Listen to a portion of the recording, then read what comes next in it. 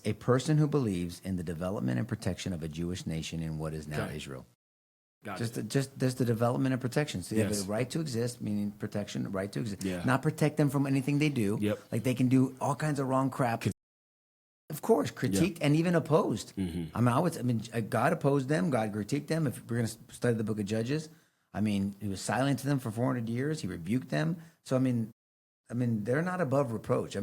That's the part that I think people bastardize, is they think that they're chosen people. You cannot criticize them because some Christians, I don't know what their intent is.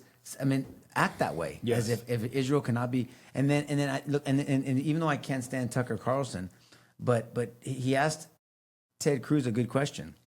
He said, "Is Israel today? Are you talking about what God, what the scriptures talking about? They're talking about the government of Israel today.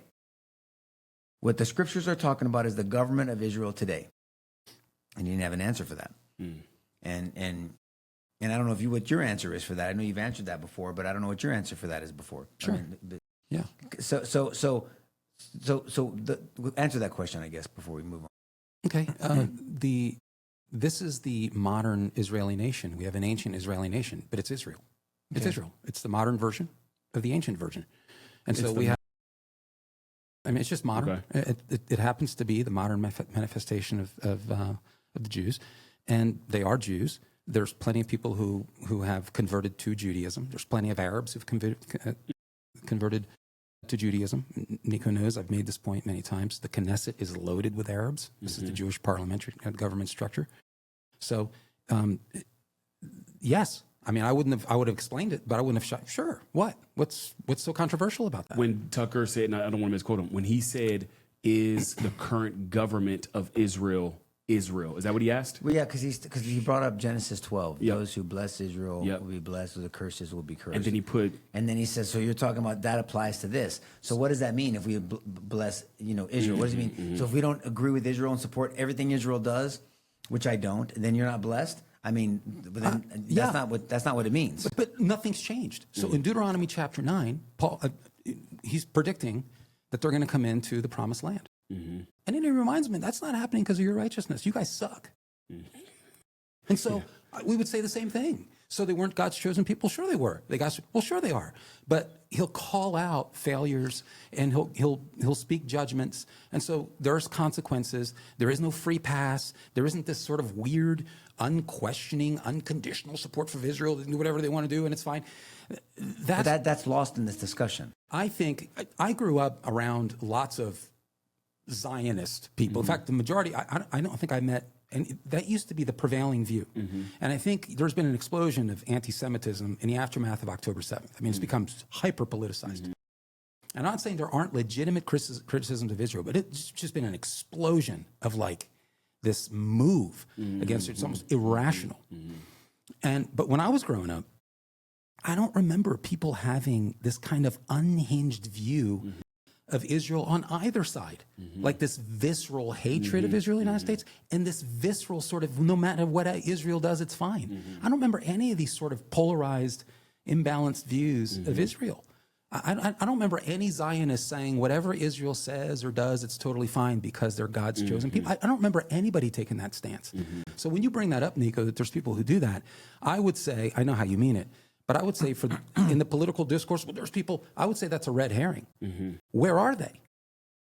I got a city. There's a lot of pastors. What do you mean, where are they? There's a lot of people that I can think of one that is particularly outspoken, but I don't know any pastor other than this individual who would characterize Israel in those terms, that they literally walk on water, that no matter what they do, it's above reproach and above criticism, totally unconditional. Oh, can't say anything.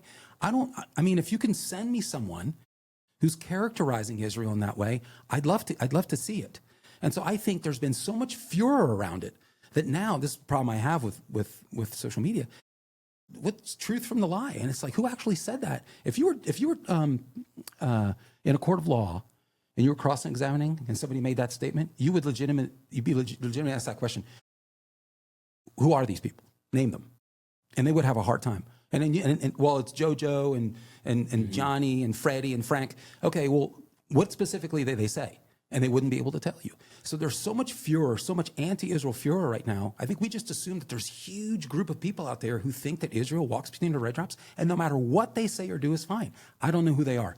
I know there's individuals like that. I know of one. I know of one. Yeah. No, who's got I gotta go, because all the videos I'm sent, I gotta send, because I mean, and there's one pastor that was real popular during COVID. Yeah, and I think we're thinking he got about a country accent, kind of a slender dude. We're about the same guy. He's got the Israeli flag in his church and all this other stuff.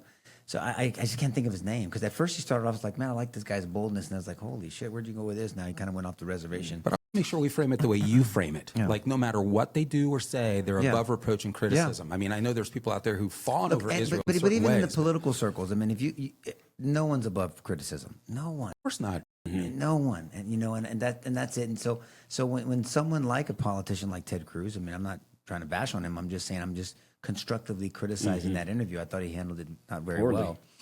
And just couldn't answer that question. I support Israel because the Bible clearly says that those who bless Israel are blessed. Those who curse Israel. What does that mean? Are you talking about the current government? Then say yes, like you say. But what does that mean to bless them? Well, to bless someone, I think criticism is a blessing. Constructive criticism is a blessing. I bless my children by criticizing them. Right? Friends bless each other by criticizing each other, not maliciously, not to break them down, but to get them better. That's a blessing. If you a mentor criticizes you, and that's a blessing to have a mentor. Right. So I think that's a blessing, but they define blessing as support whatever they do.